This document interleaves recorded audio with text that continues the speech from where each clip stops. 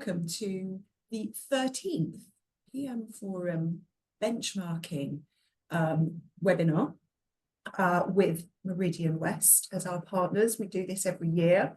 And obviously post-COVID have now gone on to a webinar rather than an in-person seminar. I'm Charlotte Green, I'm Head of Markets, Head of Clients and Markets at Gowling WLG. And I'm delighted today to be joined as ever by Alistair Beddoe, who's the Managing Director of Meridian West. Hi, Alistair.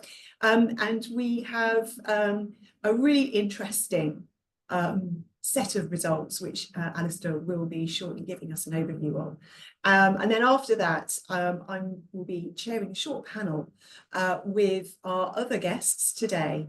We have Ed Fitzgerald, who's Director of Brand Clients and Markets at RPC, Robert Smith, Director of Business Development and Marketing at Geldarts, and Sarah James, who's Associate Director of Pursuit Content at Grant Thornton International. Welcome, everybody.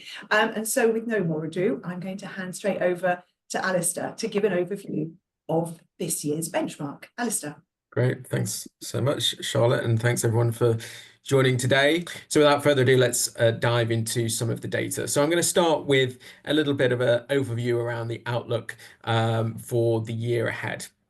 We start our research just with a kind of sense check around how people are feeling about 2025, both in terms of broad terms for the economy as a whole, our sector and their firm specifically. What we're seeing this year actually is a very stable pattern, not much movement actually compared to 2024. So I think a kind of a balanced picture around the economy. So you can see there around a third expecting the economy to worsen. Having obviously looked at Alistair's excellent presentation there, how do you assess the outlook for your firm and its clients over the course of the coming year? And what do you think will be the greatest opportunities and the biggest challenges? I'll start with Robert. Yeah, thank you, Charlotte. I think really for me, the things about these questions when you sent them through, it's a period of continuing change and turbulence for our clients, because they operate in the markets and the kind of environment in which all businesses and we all kind of live at the moment. I mean, we only have to look at what's happened in America this week, which thankfully as a domestic firm, we aren't impacted by. So it is a turbulent time, period of continuing change for our clients and for our firm. What that means in practice is, some areas of continuity. There's some parts of our practice that continue to perform very well. And as a firm that has a very large built environment practice, then, we always expect the property and property related services to continue to deliver, and they do year on year. Sarah, could you talk a little bit more about what your platform is for employee advocacy? I was just wondering what that is.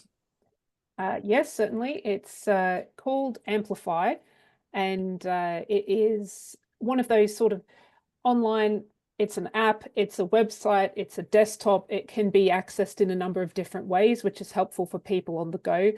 We've had more success with people being able to access it on their phone. It's pre-written. There's a pre-written LinkedIn post with some key points and an image and a link to where you want people to go. So in a sector where services are delivered by people to people, client experience is fundamental to the brand of the organisation, and getting people internally to understand that, which I think we have done with a very focused and extended period of communication engagement throughout the organisation, has been really important. But even more importantly, then to be able to demonstrate. Thank you everyone for your time today, and thanks Ed, Sarah and Robert in particular. Thanks everyone.